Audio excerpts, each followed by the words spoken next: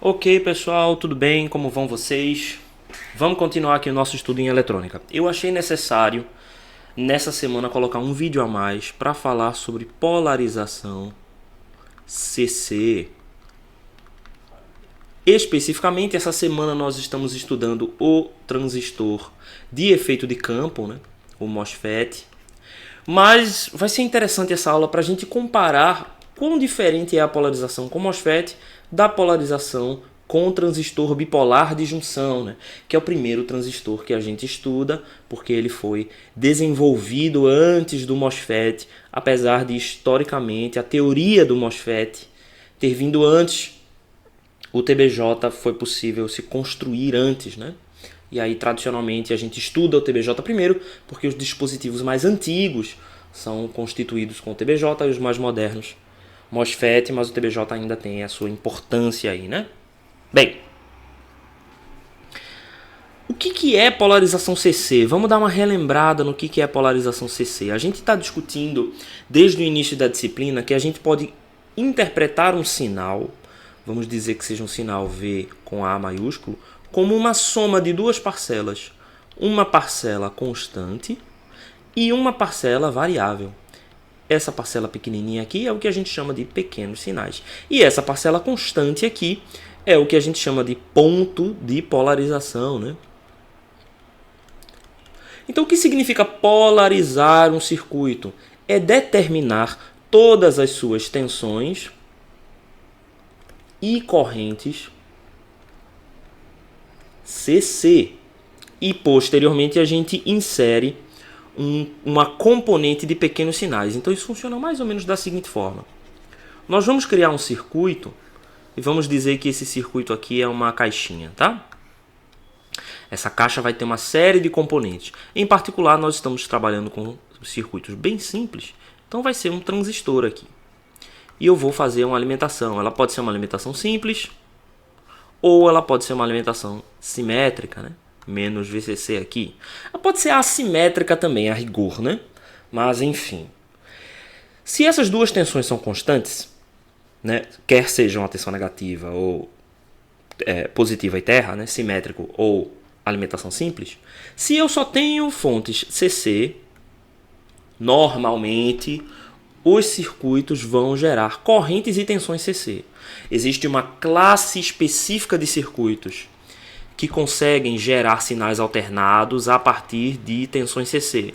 Mas não é essa classe de circuitos que a gente está estudando agora. Nós estamos estudando amplificadores lineares, certo? Então, quando a gente tem amplificadores lineares sem realimentação, é impossível a gente fazer oscilação, né? Para ter oscilação, tem que ter realimentação. Então, até agora a gente não estudou realimentação, isso é um assunto para a eletrônica 2. Então, aqui dentro a gente vai ter tensões CC e correntes CC. E aí depois a gente introduz um sinal alternado.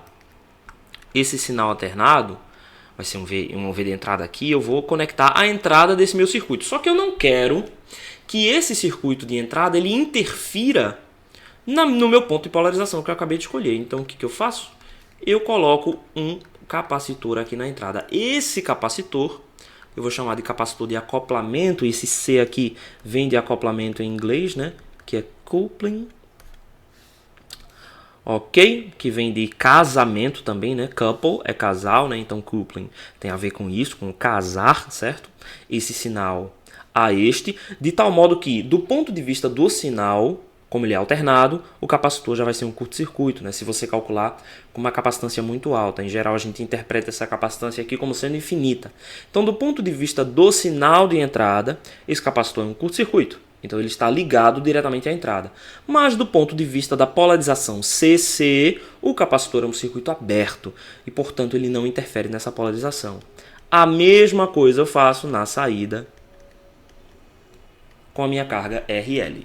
Então, a ideia permanece a mesma que já foi explanada na semana passada aí, com relação aos TBJs, né?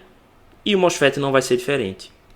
O circuito que é composto por um MOSFET vai ter essa entrada aí, com um capacitor na entrada e um capacitor na saída. A gente vai chamar o da saída CC2 e o da entrada CC1.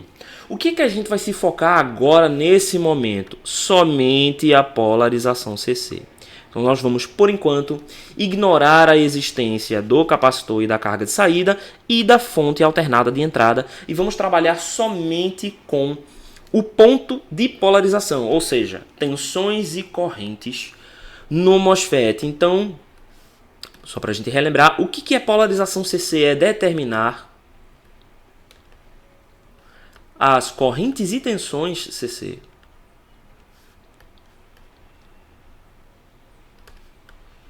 Do circuito, né? Em todos os pontos. Vai ter várias diferenças entre o MOSFET e o TBJ. Primeiro delas, a primeira grande diferença, a corrente de base em um transistor bipolar de junção. Deixa eu fazer uma tabelinha aqui para a gente verificar bem. TBJ e MOSFET. A primeira diferença é que a corrente de base do transistor bipolar de junção ela é diferente de zero, certo? E ela vai ser igual à corrente de coletor dividida por um beta. Isso significa que eu preciso providenciar na base do transistor bipolar sempre um caminho para que a corrente seja fornecida. No MOSFET, a corrente de gatilho é sempre igual a zero. Isso significa que a gente não precisa se preocupar com o fornecimento de uma corrente na base do MOSFET. Certo? Então essa é a primeira diferença. A segunda diferença é que a minha tensão VBE no meu ponto de polarização tem que ser aproximadamente 0,7 volts. Certo? Por quê? Porque o VBE é uma junção. É uma junção, né? PN. E a junção PN ela vai começar a conduzir, né, no modo ativo, na sua polarização direta, quando a tensão entre base e emissor estiver entre 0,6 e 0,8. Então, no TBJ, a gente mira na metade e coloca 700 mV nessa tensão VBE. No MOSFET, não existe uma limitação sobre qual é a tensão VGE em que o circuito precisa operar. Certo? É claro que existe uma limitação no datasheet, a gente não pode colocar 220 volts, tá? Mas existe uma flexibilidade. A gente só precisa que o VGE seja maior do que a minha tensão de limiar. Mas o VGE, nada a ver, VGS. Não há uma limitação no VGS, né? Eu só preciso que o meu VGS seja maior do que o VTH. Inclusive ele pode ser bastante maior, certo? Então beleza. O TBJ, o nosso interesse no transistor bipolar de junção é que ele opere no modo ativo para amplificadores, né? E o MOSFET, a gente deseja que ele atue no modo de saturação, ou também conhecido como modo linear. Beleza? A gente vai fazer essa polarização de 3 formas diferentes. Existem 3 formas clássicas de polarização.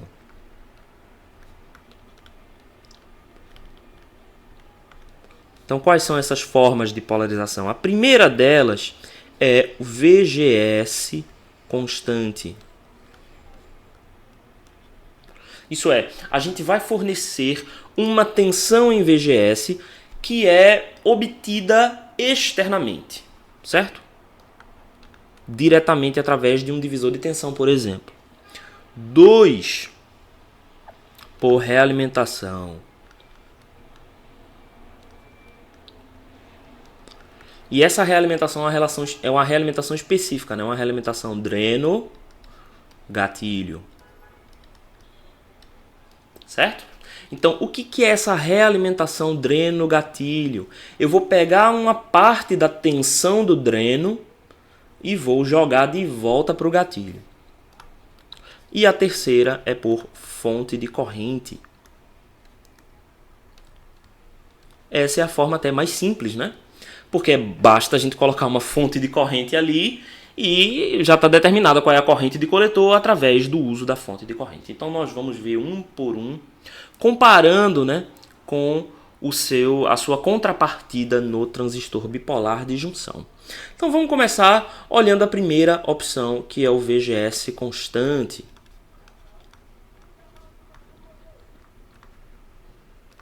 Aqui a gente vai usar um transistor genérico e a gente vai colocar valores bem fáceis para que a gente consiga fazer de cabeça, né, esses cálculos, mas tenha em mente que o cálculo é exatamente o mesmo para qualquer outro MOSFET, desde que esse MOSFET desde que você tenha esses valores aí, né?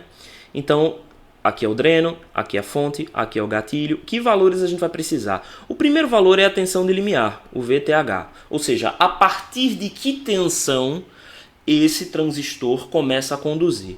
Vamos dizer que no nosso VTH de exemplo seja 1 volt, certo? Que no nosso transistor a nossa tensão de limiar seja de 1 volt. E a gente vai ter também uma outra variável, né?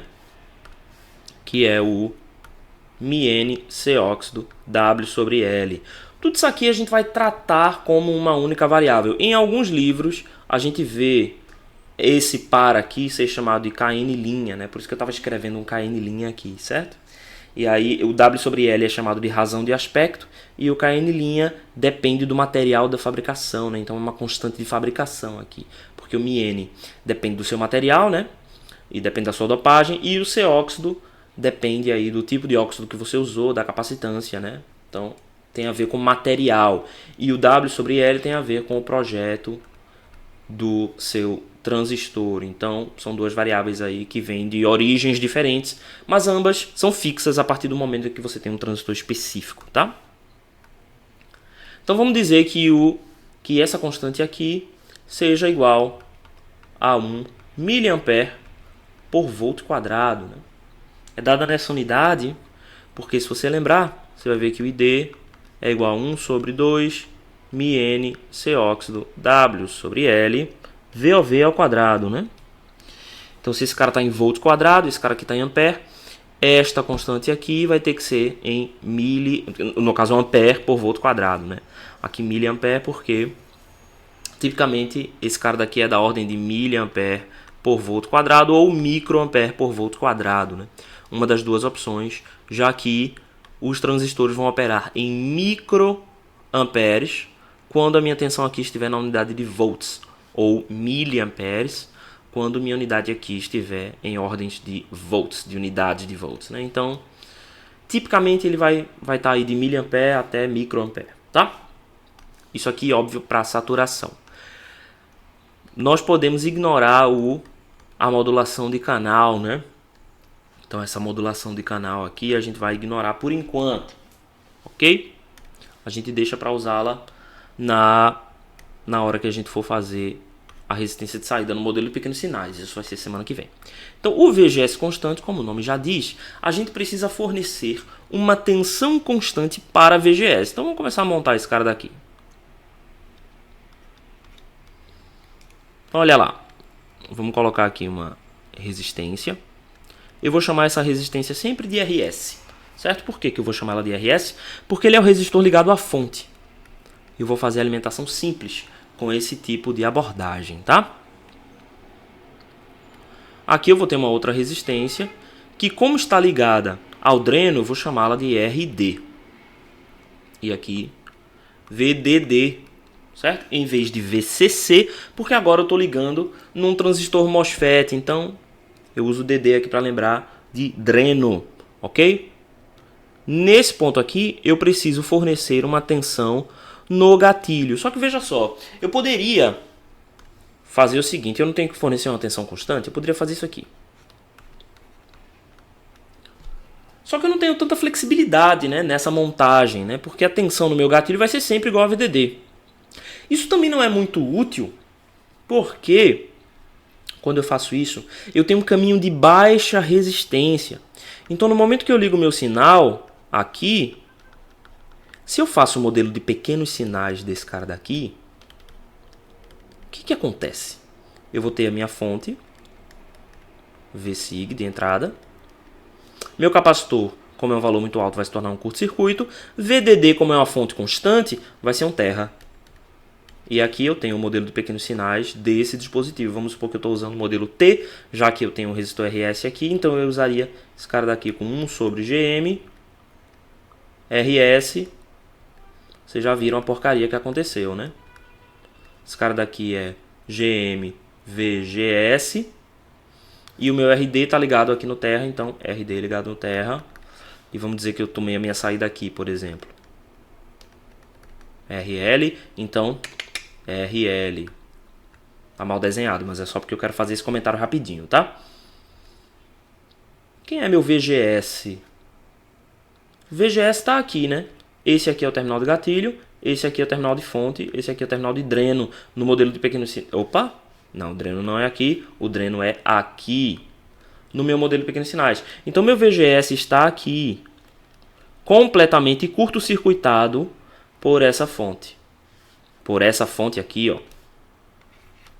Então eu preciso de alguma forma fornecer essa tensão no gatilho através de um caminho de alta impedância e não de baixa impedância. Então o que eu vou fazer? Eu vou colocar aqui, deixa eu tirar essa fonte, deixa eu tirar aqui o RL, deixa só o meu circuito. Eu não devia ter feito isso. Ok. Pronto.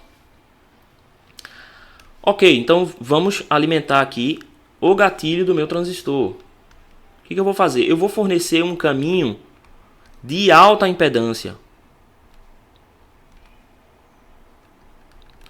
Então eu vou fazer um divisor de tensão.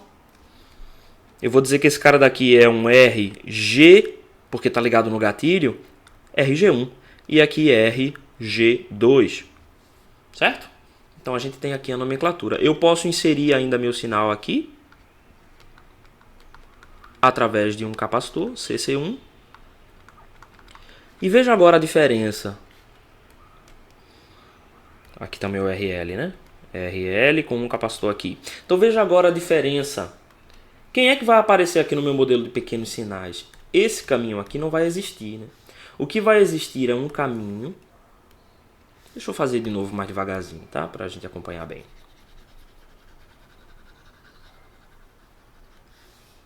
Vamos fazer novamente. Então, RL começa aqui com a minha tensão de entrada, Vsig. Capacitor é um curto-circuito. E aí eu cheguei aqui nesses resistores. Então eu vou ter RG1, RG1, RG2. Por quê? RG1 está ligado num potencial constante. Então, em pequenos sinais, isso é curto-circuito, que eu estou derivando, né? Então eu não tenho pequenos sinais aqui, já que essa é uma fonte constante. RG2 já está ligado no terra normalmente. Aí eu chego no modelo. Vamos usar novamente o modelo T. Então aqui, ó, eu posso fazer um destaque para indicar que eu cheguei no gatilho. Oh, não. E aqui, não sei por que isso ficou gigante. 1 sobre GM, isso é parte do modelo, tá? Aqui eu cheguei no final do modelo. Então esse cara daqui é a fonte. E agora eu ligo o que tiver ligado na fonte, que é o RS. E aqui continua.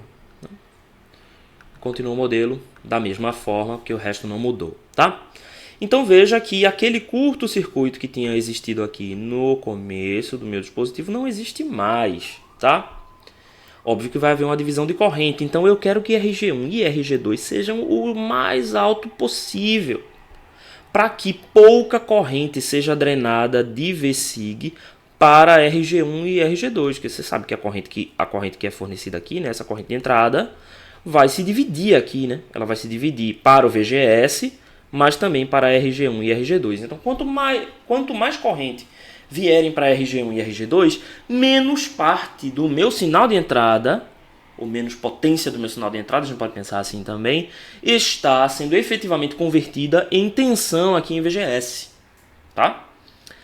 Então é importante que RG1 e RG2 tenham valores bastante altos, certo?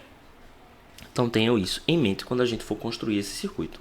Vamos agora fazer o nosso exemplo aqui, né? Vamos dizer que eu quero polarizar esse circuito, e aí agora eu vou tirar as fontes de CC, as fontes de alimentação alternadas, fontes alternadas, porque eu quero agora observar só o meu circuito. Então vamos dizer que eu quero uma corrente de dreno de 1 mA. E aí eu preciso também escolher tensões de dreno e tensões de fonte. Vamos dizer que eu quero VDD igual a 10 volts e que eu quero... Bem, a gente vai ver isso já já, tá bom? Já já a gente decide isso. Mas eu quero que esse transistor opere no modo de saturação, certo? Então, para que ele opere no modo de saturação, eu preciso que VGS seja maior do que VTH e eu preciso que VDS seja maior do que VOV. VDS tem que ser maior do que a sobretensão. Então, primeira coisa, se a gente determinou o ponto de polarização aqui, escolhemos a corrente, você vai olhar lá no seu datasheet, vai escolher a corrente. A primeira coisa que a gente tem que fazer é escolher quem é que vai ser a minha corrente de sobretensão. Quem vai ser a minha sobretensão. Então, eu sei que ID é igual a 1 meio de μN C óxido W sobre L VOV ao quadrado. E eu escolhi esses valores aqui para que se cancelassem mesmo. Então, 10 a menos 3, né, é 1 mA, igual a 1 sobre 2, 10 a menos 3, que esse cara daqui é 1 mA por volt quadrado, vezes VOV ao quadrado. Certo? Então, eu sei que VOV ao quadrado é igual a 2. Portanto, o VOV vai ser igual a raiz de 2.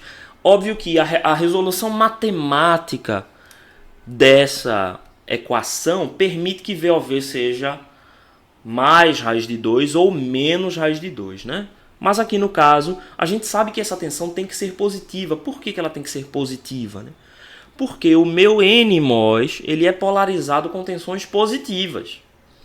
Então, ter um VOV de menos 1,41, né, que é a raiz de 2 aqui, não vai funcionar. Então, vai ser positivo, 1,4. Vamos aproximar esse cara daqui de 1,4 e vai operar mais ou menos na corrente que a gente deseja. Então, eu sei que o meu VOV é 1,4.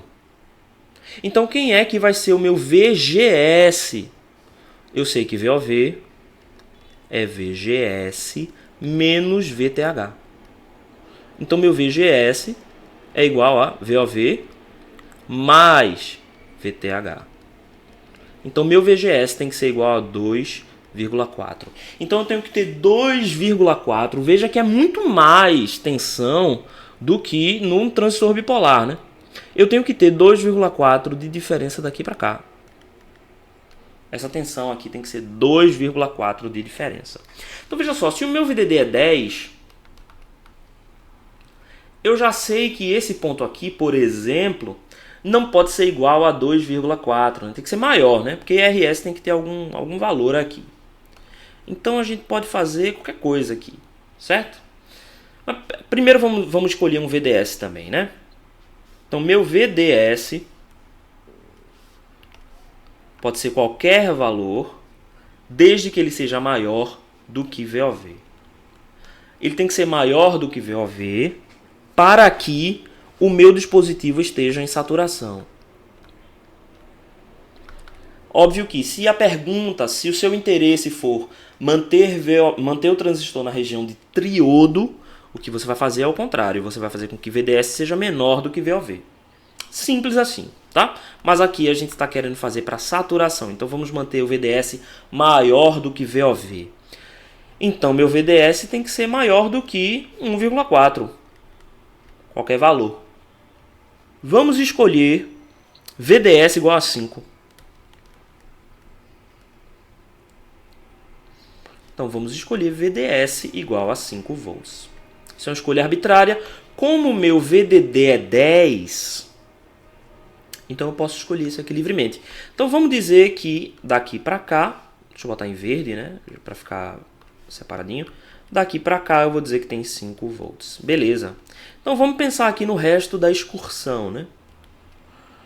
Eu tenho 10 volts, ok? 5 já estão sendo tomados aqui pela minha tensão VDS. Então eu vou fazer o seguinte, eu vou colocar 1 volt sobre RS e vou colocar 4 volts sobre RD. Pronto, já escolhi o meu ponto de polarização. Agora que eu já tenho o valor aqui nesse ponto, né, porque eu tenho terra mais 1 volt, estou nesse ponto aqui, eu já sei que a tensão nesse ponto aqui, a minha tensão VG em relação ao terra, né, tem que ser igual a 3,4.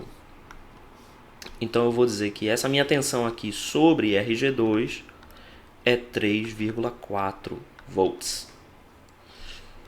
Isso implica que o resto dessa minha tensão deve estar sobre RG1. Certo? E o resto da minha tensão será 6,6 volts. Para somar os 10 volts. Então agora eu já sei totalmente quem são os meus resistores. Vamos agora calcular esses resistores, certo?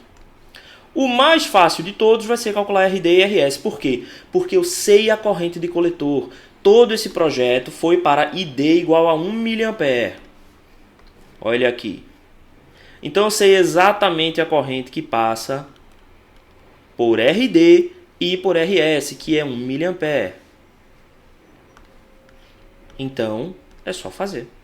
RD vai ser a tensão sobre ele, que era 4 volts, dividido por 1 mA. Então esse cara daqui vai dar 4K. RS, que é a resistência da fonte, é 1 volt. Eu coloquei 1 volt para ele, dividido por 1 mA.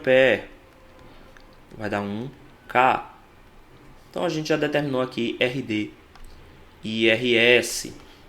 Falta agora a gente escolher quem são RG1 e RG2. Bem, a gente já argumentou que RG1 e RG2 tem que ser valores altos. Falou que a grande vantagem disso é que o ganho total acaba ficando maior. Mas tem outra vantagem em RG1 e RG2 serem bastante altos. A outra vantagem é que a corrente drenada por esse ramo aqui é pequena. Eu posso chamar isso aqui de corrente de polarização. A corrente de polarização ser pequena, qual que é a vantagem disso, né?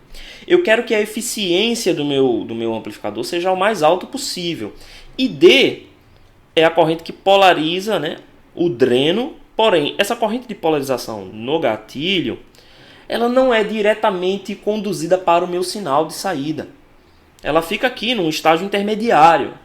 Então eu não quero que esse meu estágio intermediário consuma muita potência. Para isso, eu posso diminuir a corrente. Já que VDD é constante, né? VDD eu escolhi já antes, eu não posso mexer em VDD, porque senão acabou com tudo aqui, mexe todo mundo. Eu quero manter VDD constante, então eu faço o quê? Eu pego a minha corrente e diminuo, porque a minha potência que é consumida nessa fonte, que é VDD vezes I de polarização, vai ser menor se eu diminuo meu I de polarização. Então, outra vantagem para RG1 e RG2 serem grandes.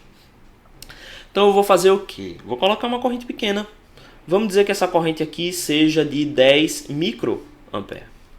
Vamos dizer que a minha corrente de polarização seja igual a 10 microampere. E aí, beleza. RG1 vai ser igual a tensão sobre ele, 6,6 volts dividido por 10 microampere. Então esse cara daqui vai dar 660 quiloohms. E RG2 vai ser igual a tensão sobre ele, 340, 3,4, já estou pensando na resposta, sobre 10 microampere. Então esse cara daqui vai dar 340K. E não tem problema em RG1 e RG2 a gente usar valores muito altos. Só não é legal que você use valores de muitos mega, tá? Até 1 mega a gente consegue comprar com razoabilidade, né? Valores maiores do que 1 mega já não é muito legal, porque já fica, né, muito grande. Então você já tem problemas aqui com aquisição mesmo desses componentes. Ou, se você for fazer isso aqui integrado, quanto maior é essa resistência aqui, mais longo tem que ser o resistor dentro aí do seu substrato, tá? Então acabou. Olha aí o exemplo, a gente já determinou tudo. Então, veja, tá aqui um bom exemplo de polarização com VGS constante, para a gente comparar que diferenças a gente ia ter aqui para o transistor bipolar de junção. Primeiro, a equação seria outra, óbvio. O meu VGS, ele não ia vir dessa lógica aqui. O meu VGS, aqui seria VBE, teria que ser sempre 0,7. Tá? Então, no momento que eu determinasse 1 volt, o ponto na base teria que ser 1 volt mais 0,7 do TBJ. Então, o TBJ é muito mais limitado no sentido das tensões que você consegue escolher para fazer ele funcionar, né? E a tensão de coletor, ela teria que ser maior do que a tensão de base para fazer a junção base-coletor estar reversamente polarizada. Então, você só precisaria escolher uma tensão de coletor que estivesse acima da tensão de base. E o resto é igual, tá? A lógica por trás da polarização é a mesma, né? Mas vale a pena a gente fazer as diferenças para vocês se relembrarem que vocês viram isso lá na semana passada ou 2 semanas atrás, então vale a pena a gente pontuar essas diferenças. O segundo método, que é por realimentação, é o que é mais diferente entre MOSFET e TBJ. Vamos trabalhar com o mesmo MOSFET, ok? Então, deixa eu até copiar aqui essas informações, porque a gente vai trabalhar com o mesmo MOSFET. Então, a gente vai usar o mesmo VTH e vamos usar essa mesma constante, tá? Então, vamos fazer isso. Como é que a gente faz essa realimentação? A gente vai pegar um pedaço da tensão. Então, vamos dizer que esse aqui é o meu RD. Está aqui o meu transistor. Vamos colocar aqui um RE. Só que agora veja a diferença do que a gente vai fazer. Nós vamos colocar um resistor RG que não está ligado em nenhuma fonte de tensão. O meu RG vai estar ligado no próprio dreno. Então veja que interessante, né? Eu acho. Gatilho e aqui a fonte. Eu chamei de RE, mas na verdade é RS.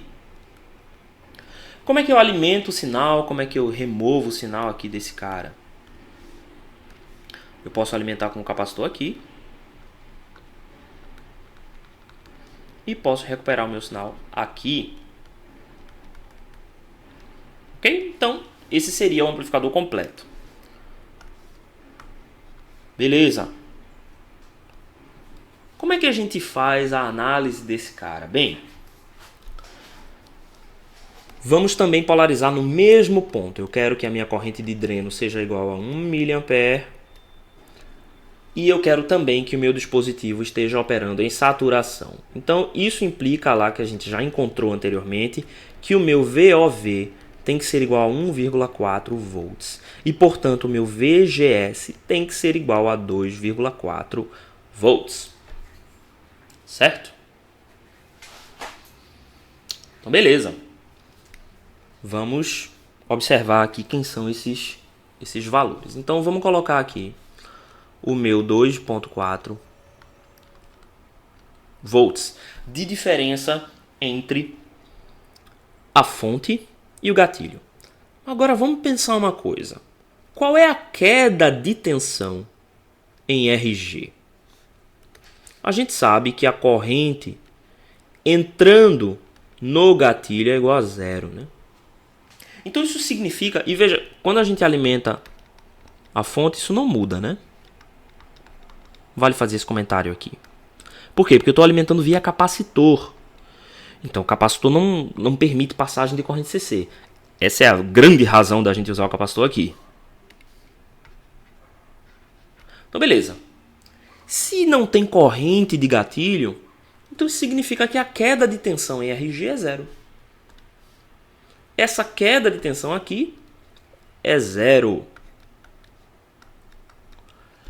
Isso implica que o valor de RG é qualquer coisa que você escolher.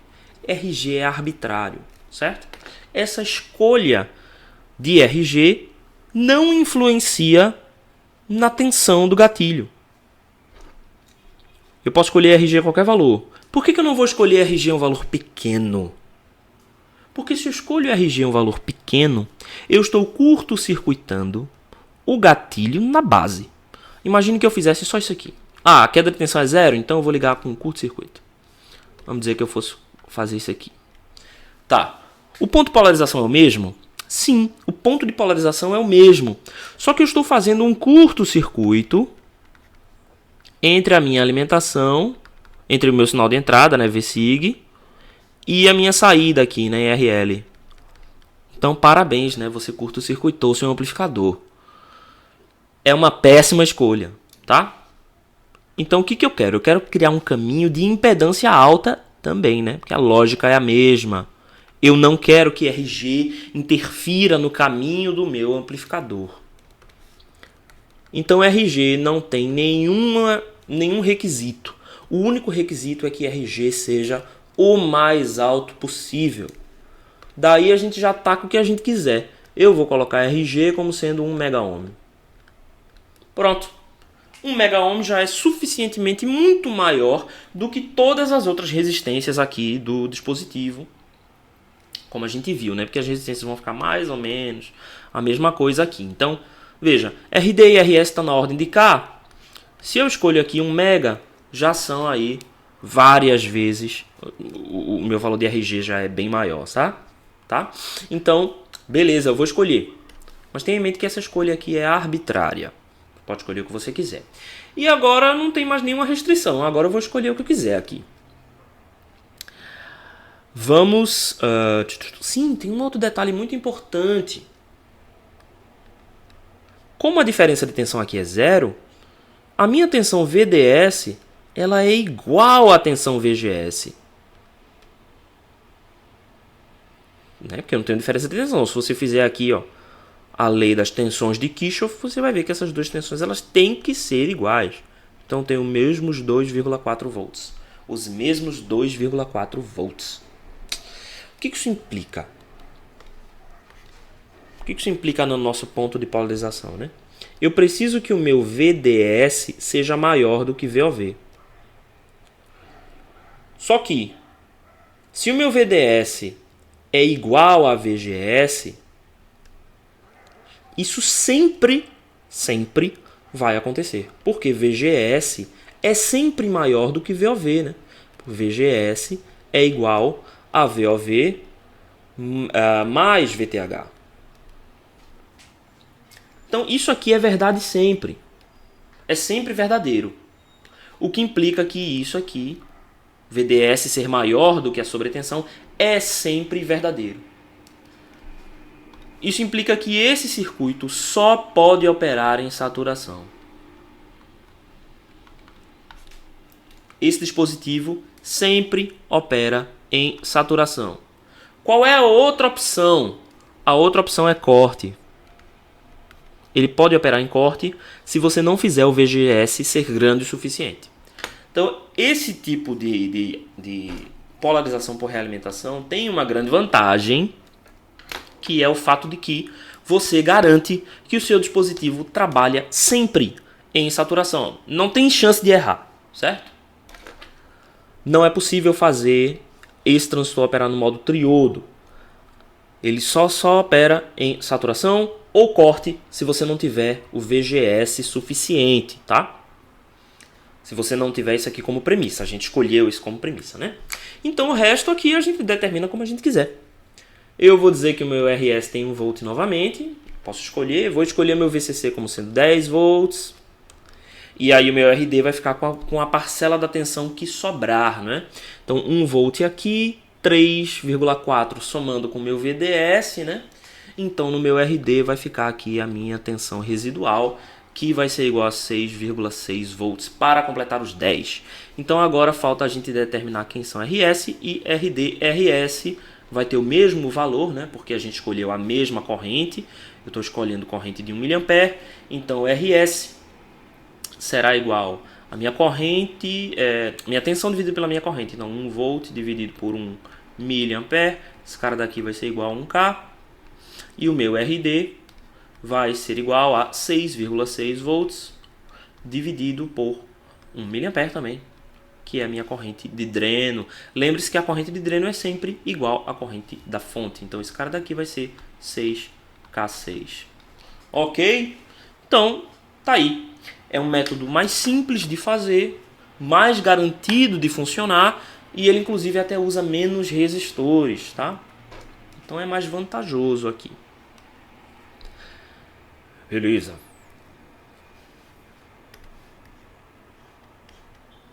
Próximo método. O próximo método é o método por fonte de corrente. Então, como é que é o método de fonte de corrente? Eu vou substituir a minha resistência de fonte. Então, tenho o meu VCC, eu vou continuar tendo meu RD. E agora eu vou colocar o meu transistor. E aqui viria o meu RS, né? Só que eu não vou fazer isso. Eu vou colocar aqui uma fonte de corrente. E eu vou dizer que essa minha fonte de corrente tem uma certa corrente ID, certo? Tá, só que aqui tá, obviamente, muito simples, né? Eu tenho que implementar essa fonte aqui de alguma forma. Então eu vou fazer o seguinte. Eu vou colocar um circuito auxiliar. Vou dizer que esse aqui é um resistor de polarização, então eu vou chamar ele de R-pol. E vou ligá-lo num transistor.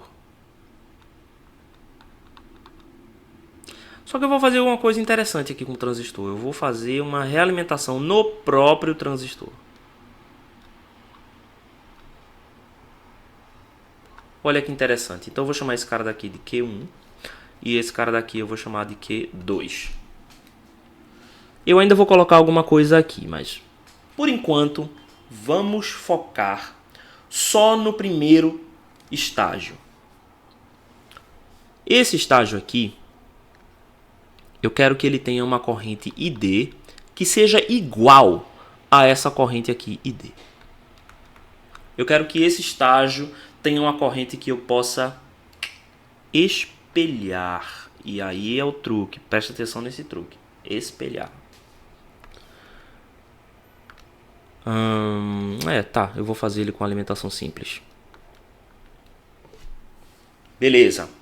Então a gente já viu que para o ID de 1 mA, para ID de 1 mA, eu tenho, nesse exemplo especificamente, o VGS como sendo 2,4 volts. Então eu preciso que essa diferença de tensão daqui para cá seja de 2,4 volts. Beleza. Então se essa diferença de tensão aqui vai ser de 2,4 volts, eu tenho uma realimentação aqui, certo? Então a minha tensão aqui será 2,4 volts. Então eu já tenho aqui o valor de R de polarização. O meu resistor de polarização vai ser 7,6 dividido por 1 mA. Filé, né? Então esse cara daqui vai ser 7K6 ohm. Tá? Porque aqui eu tenho 7,6 volts. Ok, agora eu preciso de alguma coisa que eu consiga ligar aqui, de tal modo que ele produza a mesma corrente de Q2.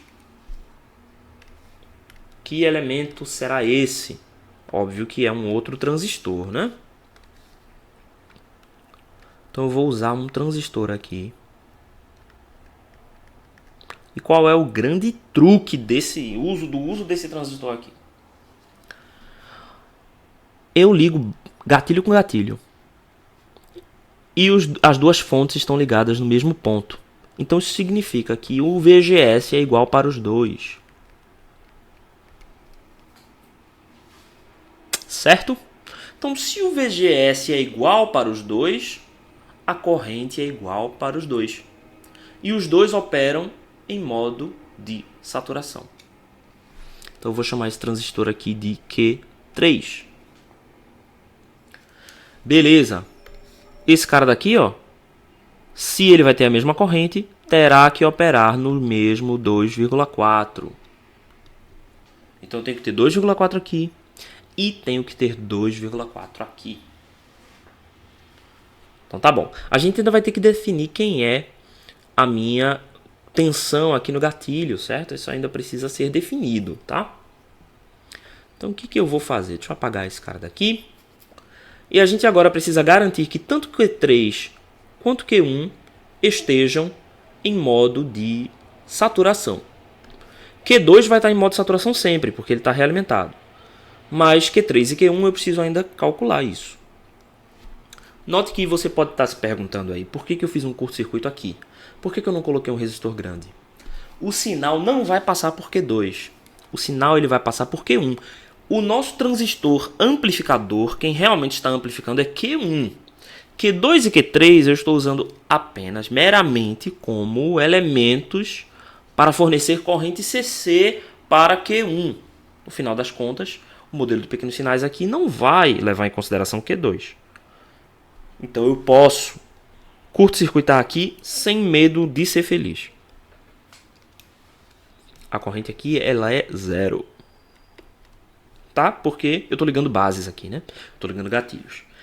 Quer dizer, como estou ligando gatilhos, a corrente é 0. Se fosse base, não seria, né? Então vamos lá. Quem é que tem que ser o meu VDS? Para os dois, né? O VDS tem que ser maior do que VOV. Ou seja, o meu VDS tem que ser maior do que 1,4. Então tem que ser maior do que 1,4. É simples assim. Eu tenho 10 volts no meu VCC.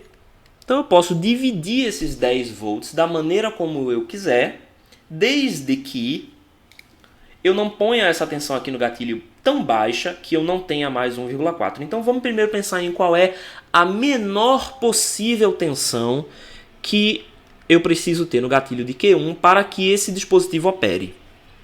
A menor possível, vou colocar em vermelho para determinar que é a menor possível, eu teria que ter aqui pelo menos 1,4. Se eu tenho exatamente 1,4, Q3 está no limiar entre saturação e triodo. Então 1,4 mais 2,4, o meu VG mínimo teria que ser 3,8 volts. Qualquer coisa acima de 3,8 volts vai fazer o meu dispositivo operar numa boa. Aí aqui eu vou fazer o seguinte. Eu não quero estar próximo do limite, né? Eu não preciso estar próximo do limite. Se eu posso estar mais distante do limite, para mim tudo bem, melhor, tá? Então eu vou fazer o seguinte, eu vou escolher que essa tensão aqui seja de 3 volts. Eu acabei de dizer uma mentira, eu não vou escolher 3 volts não, eu vou escolher 2,6 volts. Eu vou escolher ela um pouquinho menor, por quê? Porque aí o meu VG fica 5 e aí fica bonitinho. Mas essa é uma escolha, certo? Lembrem-se, essa é uma escolha. Eu tenho que escolher o meu VDS para ser maior do que esse limite inferior aqui, que é 1,4. Então escolhi 2,6 só pela minha conveniência de encontrar um valor bonitinho aqui para VG, que nesse caso aqui é 5 volts. Então é isso, tá? Vamos escolher quem é que vai ser o VDS de Q1. Vamos colocar aqui Q1. Eu já tenho 2,6 aqui. Vamos escolher 3,4. Então vamos escolher 3,4 e ser feliz e continuar a vida numa boa. 3,4 volts. Então a soma dos dois vai dar 6. Eu fiz isso só para ser mais interessante. Você também poderia escolher outro valor, tá? Você poderia escolher um valor que resultasse aqui no valor da tabela E12, se você quiser, tá? Então a gente sabe que na E12, por exemplo, 4,7 é um valor típico. Então você poderia diminuir um pouquinho essa, para esse cara daqui ficar 4,7, e aí quando você divide isso por 1 mA ia dar 4K,7, tá? Poderia ser, mas aqui tudo bem. Eu não estou me importando muito com isso nesse momento. Então, eu escolhi esse cara daqui. Então, VG, eu ainda preciso fazer uma determinação dessa tensão aqui no gatilho, né? Não pode ficar solta. Então, para isso, eu vou fazer o velho divisor de tensão. RG1 e G2, VCC. E aqui eu só preciso, como eu escolhi 5 volts, né? Eu só preciso que esses dois sejam iguais, porque VCC é igual a 10. Então, para dividir no meio essa tensão, né, eu só preciso escolher qualquer coisa. Então, eu vou escolher 1 mega e 1 mega também. Então, eu vou escolher RG2 igual a RG1 igual a 1 mega. As razões pelas quais eu escolhi esses resistores grandes foram exatamente as mesmas pelas quais a gente argumentou anteriormente aí tudo isso. E RD é o último que falta, então RD igual a 4 volts sobre 1 mA, que é a corrente de dreno, né? Então esse cara daqui vai dar 4K. E aí acabou-se. Você pode estar se perguntando, mas professor, esse circuito é muito maior. E você tem razão, esse circuito é muito maior. Mas ele é muito mais estável do ponto de vista de corrente. Porque a corrente é determinada num circuito externo. O que aconteceria num circuito como esse se eu tivesse flutuações no valor de VG? Vamos dizer que eu tivesse flutuações no valor da minha tensão de gatilho. O que acontece? Vamos dizer que a tensão de gatilho subiu um pouco. O que vai acontecer?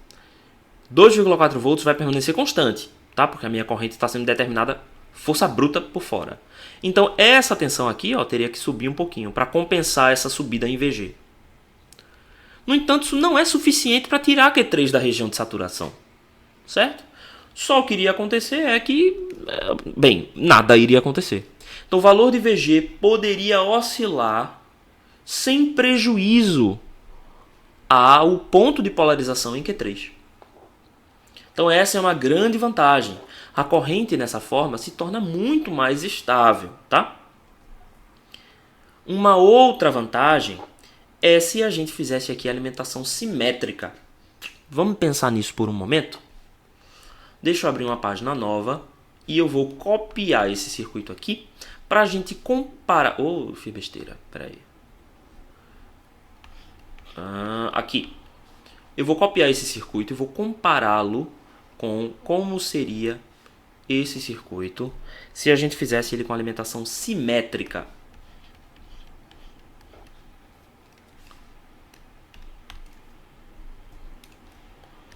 Então aqui é a alimentação simples. E eu vou dar um Ctrl V a mais para fazer o mesmo circuito com alimentação simétrica. Então permita-me colocar aqui a alimentação simples e a alimentação simétrica. Eu vou apagar todos os valores aqui. Eu não sei porque isso ficou preto. Eu não sei. Bem, whatever. Eu vou apagar tudo aqui para a gente ir reconstruindo esse circuito se fosse com a alimentação simétrica. Então vamos lá. Fiquem comigo aí mais 5 minutinhos, eu prometo que isso vai valer a pena. Eu vou tirar isso aqui, porque isso aqui foi colocado posteriormente. Ok. Então estamos com o nosso circuito aqui básico, tá? Esse cara daqui vai ser o meu resistor de polarização e esse cara daqui vai ser o meu resistor RD. Beleza. Então, tem uma outra vantagem que eu não falei para vocês. A outra vantagem desse circuito aqui é que eu tenho menos resistores, tá? Do ponto de vista de circuitos integrados, resistores são muito grandes.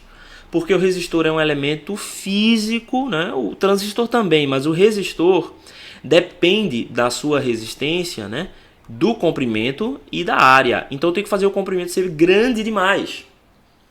Quando eu tenho resistores de 1 mega aqui, pairando pelo ar, isso aqui implica que eu preciso de um resistor muito longo, ou de um outro material com resistividade muito alta, ou de uma tecnologia suficiente para fazer uma área de seção reta muito pequena. Tudo isso complica a fabricação. Tá? Eu quero miniaturizar. Se eu tenho menos resistores, eu tenho menos problemas para lidar. Beleza, então vamos colocar aqui a alimentação simétrica, menos VCC. Vamos primeiro pensar numa coisa, certo? Qual é a grande diferença de tensão aqui entre os meus dois terminais? É 10 volts, certo?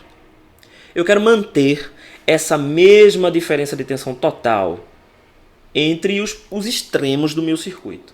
Então eu vou manter isso aqui também com 10 volts. Só que como agora a minha tensão é simétrica, eu vou dizer que o meu VCC é 5 volts e o meu menos VCC vai ser obviamente igual a menos 5 volts. Certo? Perfeito. Então vamos parar para pensar agora nas tensões. Como eu quero a mesma corrente ID, eu vou resultar no mesmo valor de VGS para todos os transistores. Isso implica que eu tenho que ter 2,4 aqui. Mas veja só, pensa junto comigo. Se eu tenho os mesmos 2,4 dentro dos meus 10 volts, essa sobra aqui permanece os mesmos 7,6 volts, certo? Se você quiser, você pode determinar qual é o valor aqui, né? Que seria menos 5 mais 2,4, então seria menos 2,6, e essa diferença de menos 2,6 para 5 dá 7,6. Olha, certinho. Eu tenho a mesma diferença de tensão sobre o mesmo resistor, então isso aqui vai dar o mesmo valor. E aí a gente já sabe aqui que a mesma coisa vai acontecer no lado do amplificador, né? No lado da polarização aconteceu e no lado do amplificador também. Porque essas diferenças de tensão relativas à nossa referência, que agora é menos 5, continuam as mesmas. Então eu posso escolher esse cara daqui para ser 2,6, eu posso escolher esse cara daqui para ser 3,4 e posso escolher esse cara daqui para ser 4 volts. Então eu tenho os mesmos 10 volts aqui. Então 4 mais 3,4 mais 2,6 vai dar os mesmos 10 volts ao longo desse caminho. Mas quem é que vai ser a minha tensão no gatilho agora? Essa é a grande pergunta. Eu continuo tendo meus 2,4 aqui. Só que veja só, eu estou partindo de menos 5. Então menos 5 mais 2,6 mais 2,4 é igual a 0. 0 volts. Isso faz toda a diferença do mundo. Por quê? Nesse exemplo anterior, o meu VG era igual a 5 volts. Então, quando eu precisava, se eu precisar fazer uma introdução aqui de uma fonte, o que eu vou ter que fazer? Deixa eu apagar isso aqui só para ter espaço, tá? Se eu vou introduzir um sinal, eu preciso, obrigatoriamente, colocar um capacitor. Por quê? Porque a minha fonte de sinal alternado está aterrada aqui, ó. Então, se eu ligo a minha fonte diretamente no valor de RG1 e RG2, eu estou forçando a minha tensão VG média a ser igual a 0, por conta dessa ligação aqui, né? Se essa fonte aqui é só um seno, o seu valor médio é 0. E se eu ligo esse cara aqui, eu estou forçando a tensão média em VG ser igual a 0. Então, isso tira o meu ponto de polarização lá dos 5 volts e leva para o 0. Para impedir que isso aconteça, eu coloco um capacitor de acoplamento na entrada e, obviamente, eu tenho também um acoplador na saída, tá? Eu tenho também que acoplar a minha saída. RL. Então, tem um CC2. Vamos observar agora o nosso novo circuito. No nosso novo circuito, a tensão média no gatilho já é 0. Ela já é 0. Então, se ela já é 0, eu não preciso de capacitor. Eu posso fazer um acoplamento direto. Então, V de entrada está aqui. Eu não preciso me importar com o ponto de... Com o ponto de polarização, não. Isso eu preciso. Eu não preciso me importar com o isolamento CC, né? Porque os dois estão no mesmo ponto CC. Mas veja bem, eu fiz isso para a entrada, né? Seria bem útil se eu conseguisse fazer isso na saída também. E eu posso. Basta a gente lembrar que o 3,4 eu escolhi aqui arbitrariamente. Eu escolhi o ponto que eu quis, tá? Então eu posso escolher 2,4 também. Nada me impede Você é uma pessoa livre, pode escolher o que você quiser e vou escolher 2.4. Como a gente viu anteriormente no caso realimentado, que foi esse cara daqui, eu posso ter VDS igual a 2.4 sem nenhum problema, tá? VDS ainda vai continuar sendo maior do que VOV e o meu transistor ainda vai continuar em saturação. Só que agora, obviamente, eu preciso corrigir isso aqui, né? Porque eu tenho mais tensão e essa tensão vai ter que compensar aqui em RD. Ela vai ter que ir para algum lugar, ela vai sobrar aqui nesse resistor. Grande vantagem, a minha saída também tem tensão média em 0 volts. O que me permite ligar a carga diretamente na saída. Isso é uma grande vantagem mesmo, né? Eu espero que vocês estejam também entendendo aí o que eu estou querendo dizer com isso. Essa é uma grande vantagem porque sem capacitores, a minha resposta em frequência desse circuito passa a ter uma banda muito maior. Eu posso passar agora a amplificar sinais CC com esse amplificador aqui, certo? Os sinais de frequência muito baixa. Então isso é maravilhoso. Esse amplificador aqui, ó, é um charme.